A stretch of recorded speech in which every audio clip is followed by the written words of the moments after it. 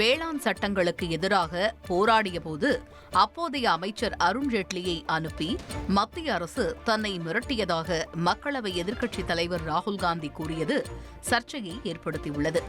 டெல்லியில் இன்று நடைபெற்ற காங்கிரஸ் கட்சியின் வருடாந்திர சட்ட மாநாட்டில் பேசிய ராகுல் காந்தி, மத்திய அரசு கொண்டு வந்த 3 வேளாண் சட்டங்களுக்கு எதிராக தாம் தொடர்ந்து போராடி வந்ததை நினைவு கூர்ந்து தன்னை மிரட்ட அரசு அப்போதைய அமைச்சர் அருண்ஜேட்லியை அனுப்பியதாக குறிப்பிட்டார். அரசாங்கத்தை எதிர்த்தோ வேளாண் சட்டங்களை எதிர்த்தோ போராடினால் நடவடிக்கை எடுக்க வேண்டியிருக்கும் என்று தன்னிடம் அருண்ஜேட்லி கூறியதாகவும் ராகுல் காந்தி தெரிவித்தார். சர்ச்சைக்குரிய 3 வேளாண் சட்டங்களை மத்திய அரசு கடந்த 2020ஆம் ஆண்டு ஜூன் மாதம் கொண்டு வந்தது.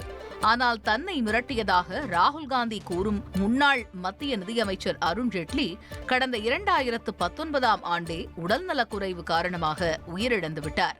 அவ்வாறு இருக்கும்போது அவர் இறந்து ஏறத்தாழ ஓராண்டுக்கு பிறகு கொண்டுவரப்பட்ட வேளாண் சட்டம் தொடர்பாக அருண்ஜேட்லி எப்படி ராகுல் காந்தியை மிரட்ட முடியும் என்ற கேள்வி எழுந்துள்ளது. இனி செல்லும் இடமெல்லாம் செய்தி.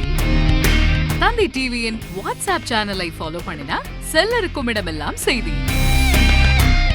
இதோ QR கோட் இப்பவே ஸ்கேன் பண்ணுங்க, ஃபாலோ பண்ணுங்க.